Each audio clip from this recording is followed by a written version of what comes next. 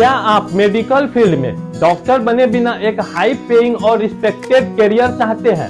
क्या आप operation theatre में काम करना चाहते हैं जहां हर सेकेंड किसी की जान बचाई जाती है? तो आज के वीडियो में हम बात करेंगे MSc in anaesthesia and operation theatre technology के बारे में। इसमें देखेंगे career opportunity, salary structure, admission, government colleges, private colleges, यानी कि सब कुछ के बारे में हम लोग इसमें डिटेल में बात करने वाले हैं। तो चलिए आगे बढ़ते हैं। हम लोग बात करने वाले हैं 10 पॉइंट्स के ऊपर बात करेंगे। Number 1, what is MSc anaesthesia and operation theatre technology के ऊपर बात करेंगे। 2 में बात करेंगे एलिजिबिलिटी क्राइटेरिया, यानी कि क्या एलिजिबिलिटी क्राइटेरिया होता है उस पर बात करेंगे।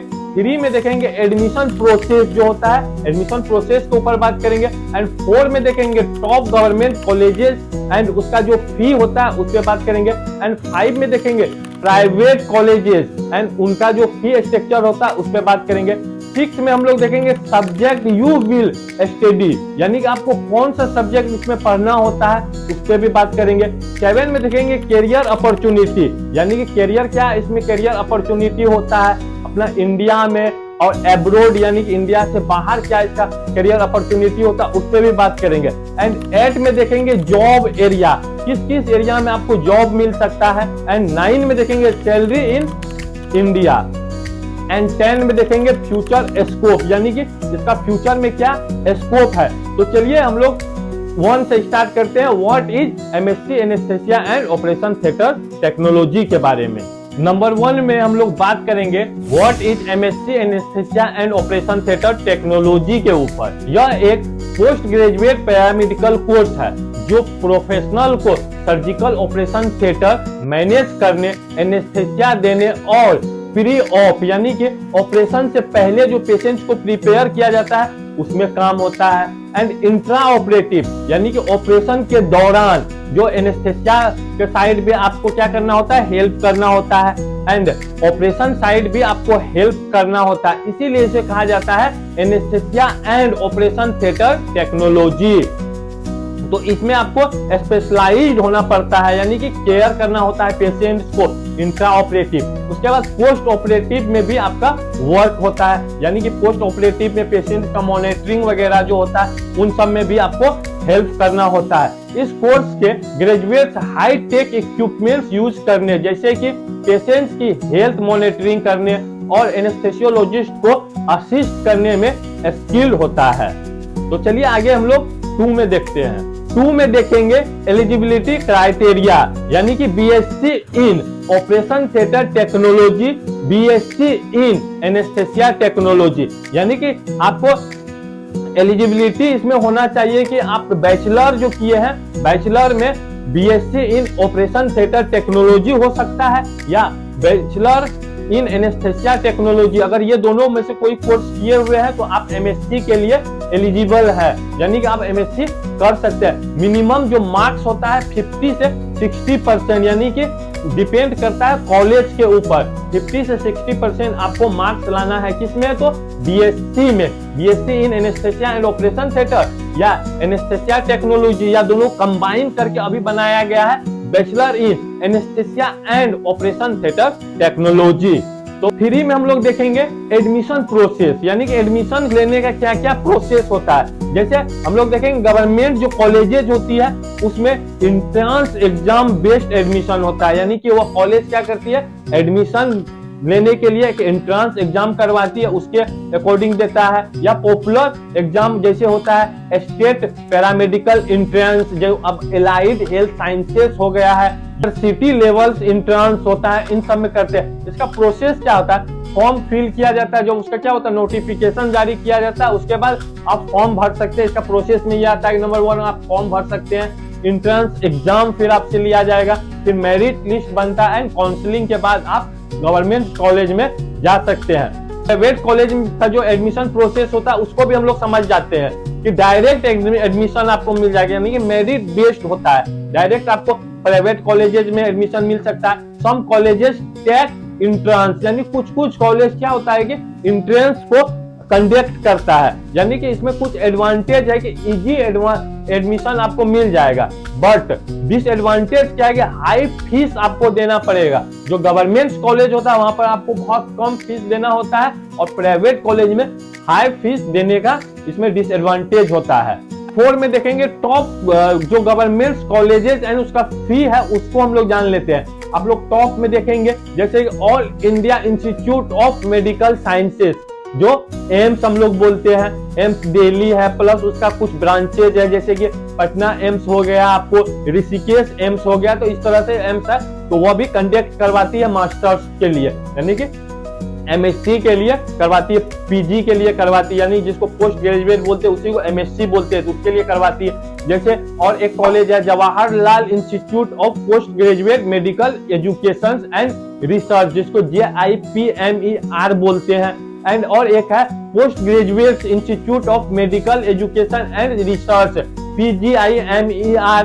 एंड स्टेट्स गवर्नमेंट का भी बहुत सारा कॉलेज होता है, जिसमें आपको फी बहुत कम लगता है, यानी फी कितना होता है 5000 से लेकर के आपको 50,000 पर ईयर तक हो सकता है, यानी वेरी अफोर्डेबल ये होता है। आप अफोर्ड इसको कर सकते हैं, अफोर्डेबल होता है तो बहुत अच्छा रहता है। वही अगर हम लोग प्राइवेट कॉलेज में जाते हैं तो प्राइवेट कॉलेज का फी हाई होता है। देखेंगे प्राइवेट कॉलेजेस एंड उसका फी जो है, अगर इसका फी को आप देखेंगे तो 80,000 से लेकर के 2,50,000 पर ईयर तक आपको लग सकता है। तो इसीलिए एग्जाम अगर आप पास कर लेते हैं, तो जो एंट्रेंस एग्जाम गवर्नमेंट जो करवाती है, अगर वो आप पास कर लेते हैं, आप प्रिपेयर रहते हैं, तो आपको फी कम देना होता है और वहां आपको स्किल लेने का ज्यादा अपॉर्चुनिटी मिलता है। और इसमें क्या फैसिलिटीज होता है, प्राइवेट कॉलेज में मॉडर्न OT लैब्स आपको मिल सकता है, क्लिनिकल एक्सपोजर मिल सकता है, वो भी डिपेंड करता है कॉलेज के ऊपर। 6 में देखेंगे सब्जेक्ट यू विल स्टडी, यानी कि आप क्या क्या सब्जेक्ट इसमें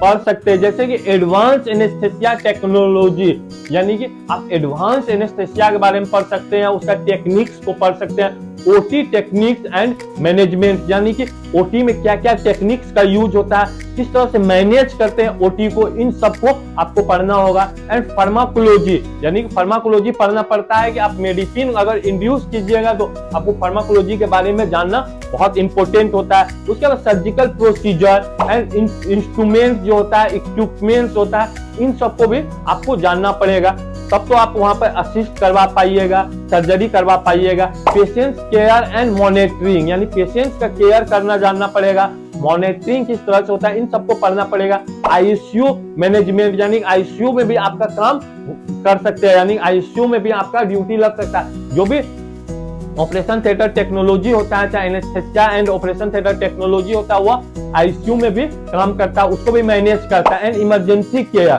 आप इमरजेंसी केयर में जा सकते हैं, ट्रॉमा में जा सकते हैं, इन सबको आपको पढ़ना पड़ता है। एंड साइंटिफिक फाउंडेशन, यानी कि आप एक साइंटिफिक फाउंडेशन के बारे में पढ़ सकते हैं, यानी उस पर आप रिसर्च कर सकते हैं। तो चलिए 7 में हम लोग देखेंगे कैरियर अपॉर्चुनिटी, यानी कि इसमें कैरियर अपॉर्चुनिटी क्या है, after MSc you can work as, यानी कि आप जब MSc कीजिएगा उसके बाद आपका क्या कैरियर अपॉर्चुनिटी हो सकता है। जिस तरह से एनेस्थेसिया टेक्नोलॉजिस्ट आप बन सकते हैं, OT टेक्नीशियन बन सकते हैं, ICU टेक्नीशियन बन, इमरजेंसी केयर स्पेशलाइस्ट बन सकते हैं, क्लिनिकल इंस्ट्रक्टर बन सकते हैं, एंड असिस्टेंट प्रोफेसर तक बन सकते हैं। एज अ टीचर, यानी कि ट्यूटर भी आप ये बन सकते हैं, यानी कि आप बच्चे को क्या कर सकते हैं, एजुकेशन प्रोवाइड करवा सकते हैं। लेकिन असिस्टेंट प्रोफेसर बनने के लिए मास्टर्स डिग्री, यानी कि पोस्ट ग्रेजुएशन के बाद आप असिस्टेंट प्रोफेसर बन सकते हैं, लेकिन इसके लिए संबंधित विषय में कम से कम 55% अंकों से आपको क्या करना पड़ेगा, मास्टर्स डिग्री पास करना पड़ेगा। एंड उसके बाद UGC नेट होता है एंड CSIR नेट परीक्षा पास करना बहुत ही इंपॉर्टेंट होता है, उसके बाद ही आपको असिस्टेंट प्रोफेसर बनाएगा। 8 में देखेंगे हम लोग जॉब एरिया, यानी कि आपका कहां इसका जॉब लग सकता है। 8 में यही हम लोग समझेंगे, गवर्नमेंट हॉस्पिटल में आपका जॉब लग सकता है, प्राइवेट हॉस्पिटल्स में आपका जॉब लग सकता है, ट्रॉमा जो सेंटर्स होता है जहां ट्रॉमा पेशेंट आता है वहां आप मैनेज कर सकते हैं, मेडिकल कॉलेजेस में आपका लग सकता है, ICU एंड इमरजेंसी यूनिट्स में एज अ टीचर भी आप बन सकते हैं, इन सब में आपका जॉब आप मिल सकता है, इस एरिया में आप जॉब कर सकते हैं। एंड आगे हम लोग देखेंगे 9 में देखेंगे सैलरी इन इंडिया, यानी सैलरी जो स्ट्रक्चर होता है। अगर फ्रेशर आप जाते हैं, तुरंत एमएससी आप पास आउट होकर के अगर आप आगे जाते हैं तो फ्रेशर आप कहलाइएगा। तो फ्रेशर अगर आप रहते हैं तो 25,000 से लेकर के 50,000 पर मंथ आपको मिल सकता है। उसके बाद जब आपको एक्सपीरियंस हो जाएगा, तो एक्सपीरियंस होने के बाद मेडिकल फील्ड में यही सबसे बड़ा एडवांटेज क्या होता है कि जब तक आपके पास एक्सपीरियंस नहीं होगा तो आप हाई सैलरी अफोर्ड नहीं कर सकते हैं। एंड एक्सपीरियंस इसमें अगर आपको होता है तो 50,000 से लेकर के 1 लाख पर मंथ से भी प्लस आप क्या कर सकते हैं, अर्न कर सकते हैं। अगर अब्रोड में जाते हैं, आप अगर अदर कंट्रीज में जाते हैं तो आप 1.5 लाख से लेकर के 3 लाख तक पर मंथ कमा सकते हैं, यानी इस रेंज में आप सैलरी अफोर्ड कर सकते हैं। एंड 10 में हम लोग देखेंगे फ्यूचर स्कोप, यानी इसका फ्यूचर स्कोप क्या है। हाई डिमांड फील्ड है, बढ़ते हॉस्पिटल एंड सर्जरीज क्या हो रहा है, हॉस्पिटल बढ़ रहा है, पॉपुलेशन बढ़ रहा है, तो इससे क्या हॉस्पिटल बढ़ रहा है, सर्जरीज बढ़ रहा है, बहुत तरह का सर्जरीज आ रहा है, तो आपका क्या हो सकता है, फ्यूचर स्कोप बहुत अच्छा है। विदेश में अपॉर्चुनिटीज इसमें है, अपना देश के साथ साथ विदेश में भी इसका अपॉर्चुनिटी है। सुपर स्पेशलाइजेशन यानी कि पॉसिबल है इसमें, आप इसमें क्या कर सकते हैं, एक सुपर स्पेशलाइजेशन भी आप कर सकते हैं। मान के चलिए कि आप अगर ऑर्थो में ही ड्यूटी करते हैं तो ऑर्थो का आप स्पेशल बन सकते हैं, न्यूरो में अगर करते हैं न्यूरो का स्पेशल बन सकते हैं, यूरो में अगर करते हैं यूरो का स्पेशल बन सकते हैं। इसी तरह से आप स्पेशल बन सकते हैं। इसमें एक हम इंपॉर्टेंट एडवाइस आपको दे देते हैं कि जो प्रैक्टिकल स्किल बहुत इंपॉर्टेंट करता है, यानी बहुत इंपॉर्टेंट मैटर करता है क्या, प्रैक्टिकल स्किल। अगर आपके पास स्किल होता है तो आप कहीं भी आप जॉब करके और बहुत अच्छा खासा पैसा क्या करते हैं, अर्न कर सकते हैं। अच्छे हॉस्पिटल में क्या कर सकते हैं, इंटर्नशिप करें। यानी एक चीज को हमेशा याद रखिएगा, बहुत ध्यान से आपको इंटर्नशिप के लिए कहीं भी ज्वाइन करना है। बहुत अच्छा हॉस्पिटल से जब अगर आप करते हैं, बेड अगर अधिक रहता है तो आपका क्या होता है कि सर्टिफिकेट का वैल्यू बढ़ जाता है। ये आपको याद रखना चाहिए, इंपॉर्टेंट जो एडवाइस है इसको याद रखिएगा। एंड कम्युनिकेशन जो स्किल होता है इसको इम्प्रूव करना होगा। इससे क्या होगा, आपको सैलरी और बढ़ने का, और कोई इस फील्ड में आप एग्जिस्ट बहुत लंबे समय तक कर सकते हैं और बहुत अच्छे हाई पे आप पा सकते हैं। अगर आप मेडिकल फील्ड में एक स्टेबल, रिस्पेक्टेड और हाई ग्रोथ करियर चाहते हैं तो MSc in anaesthesia and operation theatre technology आपके लिए एक एक्सीलेंट ऑप्शन है। तो अगर ये वीडियो अब तक आपको समझ में आया होगा, अगर आपको क्लियर हो पाया होगा कि MSc in anaesthesia and operation theatre करने से क्या हमको एडवांटेज है, क्या डिसएडवांटेज है, हम करें या नहीं करें, अगर ये आपको समझ में अच्छे से आया होगा तो हमारे चैनल को लाइक एंड सब्सक्राइब जरूर कर दे और साथ ही बेल आइकन को भी प्रेस कर दे, इससे कि जो भी वीडियो हम अपलोड करें वे आपके पास सबसे पहले पहुंच सके। अगर आपके मन में कोई सवाल हो, कोई डाउट हो तो वो हमसे पूछ सकते हैं। अगर और कोई टॉपिक पर आपको वीडियो चाहिए तो हमारे कमेंट बॉक्स में आप कमेंट कर सकते हैं, वो वीडियो हम फ्यूचर वीडियो में आपके लिए लेकर के जरूर आएंगे। तब तक पढ़ते रहे, प्रैक्टिस करते रहे। Thank you for watching.